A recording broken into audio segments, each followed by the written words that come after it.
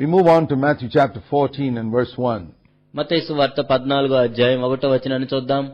At that time Herod the Tetrarch heard the news about Jesus. ఆ సమయమందు చతుర్థాధిపతి అయిన హేరోదు యేసును గూర్చిన సమాచారం విన్నాడు. And he said to his servants, "This is John the Baptist. He is risen from the dead." తన సేవకునితో ఈ విధంగా చెప్పాడు, ఇతడు బాప్తిస్మమిచ్చే యోహాను, అతడు మృతుల్లో నుండి లేచి ఉన్నాడు. That's why these miraculous powers had work at him. అందువలనే అద్భుతములు అతని యందు క్రియారూపములగుచున్నవని చెప్పాడు. It's quite an amazing thing that Jesus was mistaken for another human being. ఇక్కడ యేసుక్రీస్తు ప్రభువు తప్పుగా ఒక మానవునితో పోల్చబడ్డాడు. ఇదెంతో ఆశ్చర్యకరమైన విషయం. What a man John the Baptist must have been for somebody to think that Jesus was John the Baptist.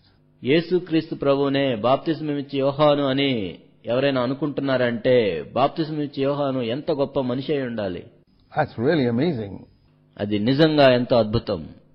To think that we can live in such a way that so Christ-like. That's Herod Tetrarch said, "Hey, this is John the Baptist." మనం కూడా ఎంతో క్రీస్తును పోలి జీవించినట్లయితే చతుర్థాధిపతి అయిన హేరోదు బాప్తిస్మమిచ్చే యోహాను అని చెప్తాడు. And the amazing thing is John the Baptist never did a single miracle. ఇక్కడ ఆశ్చర్యకరమైన విషయం ఏంటంటే బాప్తిస్మమిచ్చే యోహాను ఒక్క అద్భుతం కూడా చేయలేదు. Yeah, it says that in the scriptures, in the Gospels. లేఖనాల్లో వ్రాయబడింది సువార్తల్లో. John did not do any miracle. యోహాను ఒక్క అద్భుతం కూడా చేయలేదు. But Jesus was doing miraculous things all the time. కానీ యేసుక్రీస్తు ప్రభు అయితే ఎల్లప్పుడూ కూడా అద్భుతాలు చేస్తూనే ఉన్నాడు. And Herod the Tetrarch said, "Hey, this is John the Baptist risen from the dead." కానీ చతుర్థాధిపతి అయిన హేరోదు ఏమంటున్నాడంటే, ఇదిగో బాప్తిస్మమిచ్చే యోహాను మృతుల్లో నుండి లేచాడని చెప్తున్నాడు. He had killed John the Baptist and looks as if he's come back in the person of Christ. చతుర్థాధిపతి అయిన హేరోదు బాప్తిస్మమిచ్చే యోహానును చంపివేశాడు. ఆ తర్వాత ఏమంటున్నాడంటే క్రీస్తు రూపంలో ఆయన మరలా బ్రతికాడని చెప్తున్నాడు. That's a real challenge. అది ఒక నిజమైన సవాలు.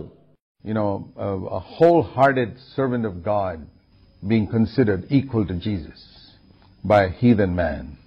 ఒక అన్యుని చేత పూర్ణ హృదయముతో ప్రభువుని సేవించిన ఒక దైవజనుడు ప్రభువుతో సమానంగా ఎంచబడుతున్నాడు. Here's the old story of what Herod had done to John the Baptist. It's interesting to read.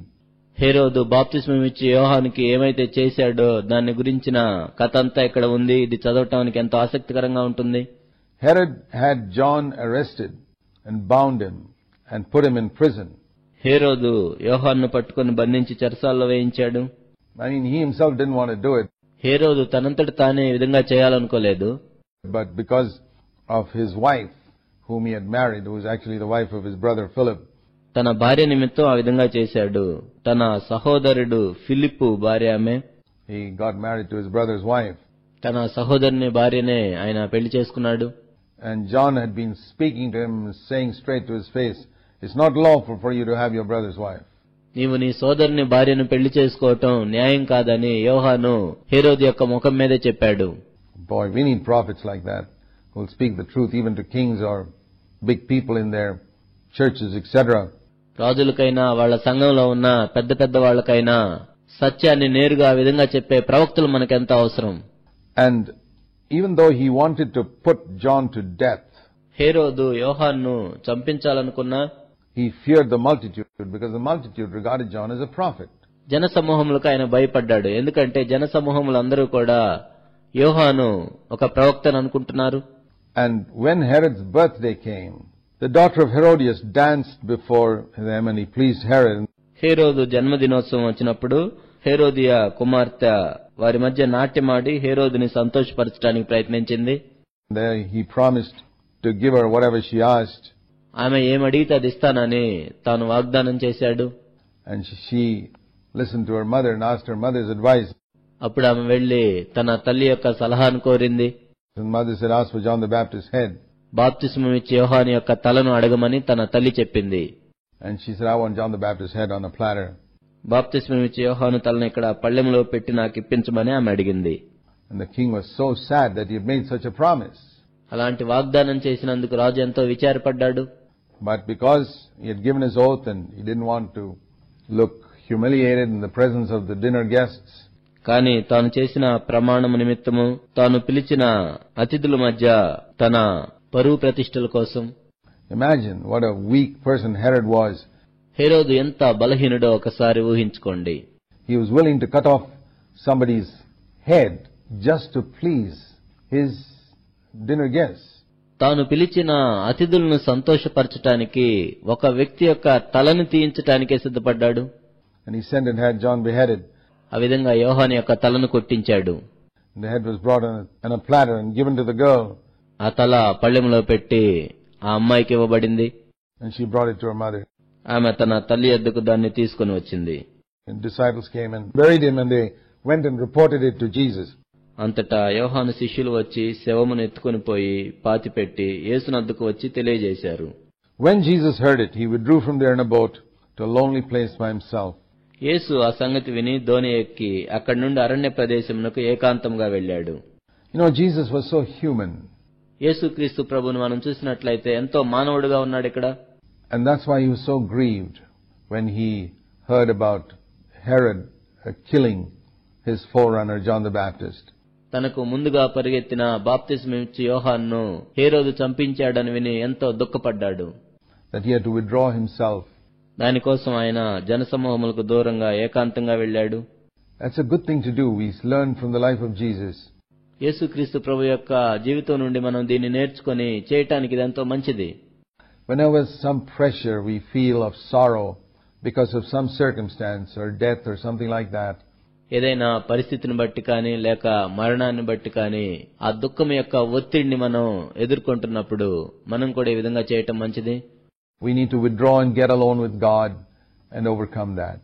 మనము ఏకాంతంగా దేవుని దగ్గరికి వెళ్లి దాన్ని జయించాలి. And cast that sorrow into the Lord's hands. ఆ చింతను దుఃఖమును ప్రభు యొక్క చేతిలో మనం పెట్టాలి. Bible says, cast your burden upon the Lord and he will sustain you. ఆయన మిమ్మల్ని గూర్చి చింతించుచున్నాడు గనుక మీ చింత యావత్తు ఆయన మీద వేయుడి అని బైబిల్ చెప్తుంది. Because otherwise we can be overwhelmed with sorrow. లేనట్లయితే మనం దుఃఖంలో మునిగిపోతాము.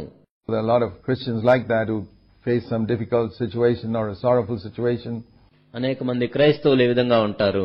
వాళ్ళు ఏదైనా కష్టమైన పరిస్థితులు ఎదుర్కొంటున్నప్పుడు, ఏదైనా దుఃఖంలో గుండా వెళ్లవలసి వచ్చినప్పుడు, and they get so overwhelmed with it that they are incapacitated and useless for many weeks on end. వాళ్ళు ఎంతో దుఃఖంలో మునిగిపోయి వాళ్ళ సామర్థ్యానికి అది మించిపోయి అనేక వారాలు నిరుపయోగంగా ఉంటారు. Now if we want to avoid that, we need to get alone in the presence of God. దాన్ని మనం తొలగించుకోవాలంటే మనము దేవుని యొక్క సన్నిధిలో ఏకాంతంగా గడపాలి. Even Jesus needed to do it. యేసు కూడా ఆ విధంగా చేయాల్సి వచ్చింది. When he heard it, that John the Baptist had been killed, he withdrew himself and went alone to be with the Father in prayer. బాప్తిస్మమిచ్చే యోహాను చంపబడ్డాడు అని విన్న వెంటనే యేసుక్రీస్తు ప్రభు ఏకాంతంగా తండ్రితో గడపడానికి వెళ్ళాడు. It shows me something of his tremendous identification with the human race. మానవాళితో ఆయన కూడా ఎంతో ఏకమైనట్లుగా ఇది నాకు తెలియజేస్తుంది. That he experienced our weaknesses. మన బలహీనతలన్నీ ఆయన అనుభవించాడు, భరించాడు. He experienced our sorrows. మన దుఃఖములను ఆయన అనుభవించాడు. He knew how to weep. ఏ విధంగా ఏడవాలో ఆయనకు తెలుసు. And he felt with the feelings we feel in such situations. అటువంటి పరిస్థితుల్లో మనం ఏ విధంగా ఆలోచిస్తామో, ఎటువంటి భావోద్వేగాలుంటాయో ఆయన కూడా వాటి గుండా వెళ్ళాడు. And he knew the answer was to get alone with the Father. ఏకాంతంగా వెళ్లి తండ్రితో గడపటమే దానికి జవాబు అని ఆయనకు తెలుసు. And when he had finished his time there, అక్కడ ఆయన తన ఏకాంత సమయాన్ని గడిపిన తర్వాత the multitudes that followed him, గొప్ప జనసమూహములు ఆయన దగ్గరికి వచ్చారు. and he felt compassion for them and continued to heal the sick. ఆయన వారి మీద కనికరపడి వారిలో రోగులైన వారిని స్వస్థపరిచెను. You see, within a short time he was back into the ministry. చూడండి, అతి కొద్ది సమయంలోనే ఆయన మరలా పరిచర్యలోకి వచ్చాడు. He didn't let the sorrow of that overwhelm him. ఆ దుఃఖములో ఆయన మునిగిపోనట్లు ఆయన అనుమతించలేదు. That's what we learn from the life of Jesus. యేసు ప్రభు యొక్క జీవితం నుండి మనం అదే నేర్చుకోవచ్చు. He teaches us by his life just as much as from his words for our practical daily life. మన అనుదిన జీవితంలో అభ్యాసం చేయటానికి ఆయన కేవలం తన మాటల ద్వారా మాత్రమే కాదు కానీ తన జీవితం ద్వారా కూడా మనకు బోధిస్తూ ఉన్నాడు.